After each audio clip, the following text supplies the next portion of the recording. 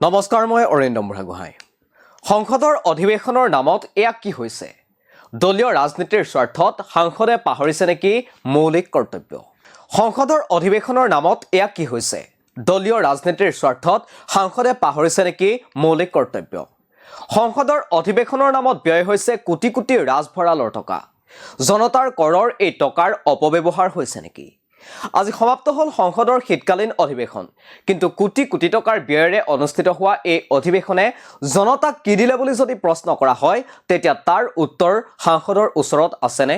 চাওঁ আহক এই অধিৱেশনৰ কাৰ্যক্ৰমণিকাৰ কেইটামান গুৰুত্বপূৰ্ণ দিশ। এইবাৰৰ অধিৱেশনত উত্থাপন হ'ল মাত্ৰ 5খন বিধেয়ক। ইয়াৰে দুখনেই হৈছে এক দেশ এক নিৰ্বাচন সম্পৰ্কীয়। চৰকাৰে এইবাৰ 16খন বিধেয়ক পাছ কৰাৰ বাবে পৰিকল্পনা কৰিছিল, কিন্তু বাস্তৱত মাত্ৰ 4খন লোকসভাত আৰু 3খন ৰাজ্যসভাত পাছ কৰা হ'ল। আনফালে শেহতীয়া পৰিসংখ্যা যদি তুলনা কৰা হয়, তেতিয়া দেখা যায় যে এইবাৰ উত্থাপিত বিধেয়কৰ সংখ্যাও পূৰ্বৰ তুলনাত চকুত লগা ধৰণে কম। 17 সংখ্যক লোকসভাৰ প্ৰথম দুখন অধিৱেশন মিলি সৰ্বমুঠ 55খন বিধেয়ক উত্থাপন কৰা হৈছিল। 42খন বিধেয়ক পাছ হৈছিল। কিন্তু 18 সংখ্যক লোকসভাৰ প্ৰথম দুখন অধিৱেশনত মাত্ৰ 15খন বিধেয়কহে উত্থাপন কৰা হৈছে। 13, 14, 15 আৰু 16 সংখ্যক লোকসভাৰ প্ৰথম দুটা অধিৱেশন মিলি ক্ৰমে 38, 30, 32 আৰু 30খন বিধেয়ক উত্থাপন কৰা হৈছিল। এই পৰিসংখ্যালৈ চালে প্ৰায় আধা বিলহে উত্থাপন কৰা হ'ল এইবাৰৰ প্ৰথম দুখন অধিৱেশনত। পূৰ্বৰ তুলনাত ভয়ংকৰভাৱে হ্ৰাস পাইছে সংসদৰ উৎপাদকতা বা প্ৰডাক্টিভিটি। এইবাৰ লোকসভাৰ প্ৰডাক্টিভিটি 57.87%। অৰ্থাৎ 62 ঘণ্টাহে সংসদত কাম কাজ চলিল। সংসদত 12 দিনৰ প্ৰডাক্টিভিটি সাংঘাতিকভাৱে নিম্ন। 6%ৰ তলত আছিল এই 12 দিনৰ প্ৰডাক্টিভিটি। আনফালে ৰাজ্যসভাৰো একেই দশা। ৰাজ্যসভাৰ প্ৰডাক্টিভিটি 40.03%। লোকসভাত 20 দিনৰ ভিতৰত 10 দিনতেই প্ৰশ্নোত্তৰ ঘণ্টা 10 মিনিটৰ অধিক সময় চলা দেখা নগ'ল।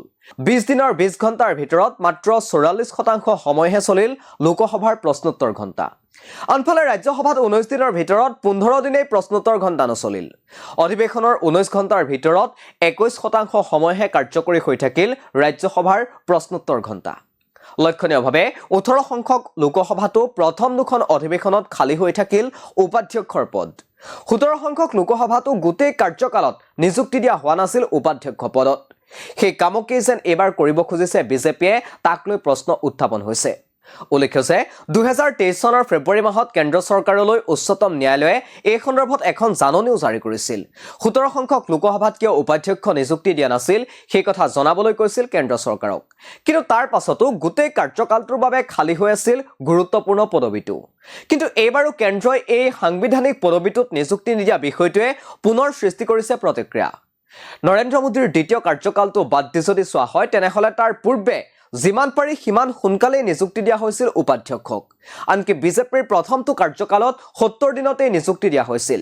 কিন্তু দ্বিতীয় কাৰ্যকালটো উপাধ্যক্ষ নোহোৱাকৈ পাৰ কৰা কেন্দ্ৰই তৃতীয় কাৰ্যকালৰো 180 দিন পাৰ হৈ যোৱা পাছতো উপাধ্যক্ষ নিযুক্তি নিদিয়াটোৱে কেন্দ্ৰৰ অহমিকাকেই প্ৰকাশ কৰিছে বুলি সমালোচনা আৰম্ভ হৈছে। সেয়া যিয়েই নহওক, গণতন্ত্ৰৰ পবিত্ৰ মন্দিৰ সংসদক খুদ সাংসদেই দলীয় ৰাজনীতিৰ ঠাই হিচাপে বাছনি কৰি লোৱাত কেওফালে সৃষ্টি হৈছে প্ৰতিক্ৰিয়া।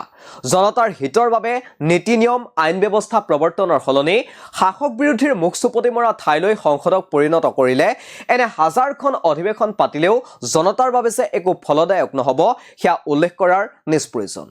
আপোনালোকে চাই আছিল দি ক্ৰছ কাৰেণ্ট, আৰু ইয়াৰ লগে লগে ষ্টুডিঅ'ৰ মজিয়াৰ পৰা মই অৰিন্দম বুঢ়াগোহাঁই বিদায় লৈছোঁ। ধন্যবাদ।